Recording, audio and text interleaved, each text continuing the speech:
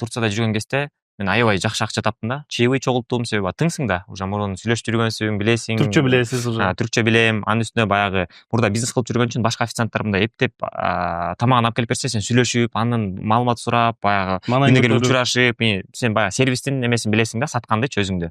Ошондой болуп мен бир 3-4 жолу $100 неме алдым да, чаевый алдым. Анан баягы даамын сезип калып, акча чогулттум.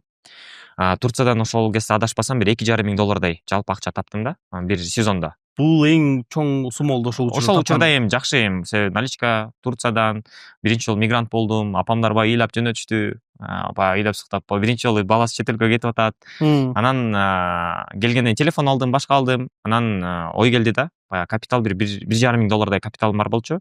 Анан ойлодум мындай, жөн жатпай Турцияда Стамбулдан апама, бир туугандарыма баардыгына кийим алып келгем да. Анан апамдарга дагы баягы чоң узун хиджаб, пальто түрлөрүн алып келгем.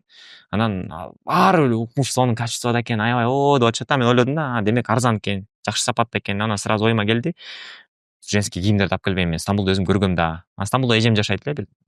Анан чалдырып, апамдан да $500 алып, өзүм $1,500 салып, бир $2,500 акча Турцияга жөнөтүп товар алдырдык. Анан биринчи банкротство ошондон болду да.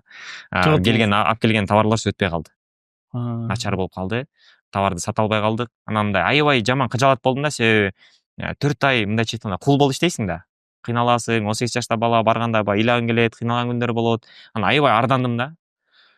4 ай эшектей иштесем, кул болуп келсем, анан ушинтип анан бир жуманын ичинде акчамды күйгүзүп ийемби? Буюрса иншалла эмдиги жылы иштегенимде мындан башкача болот дедим да.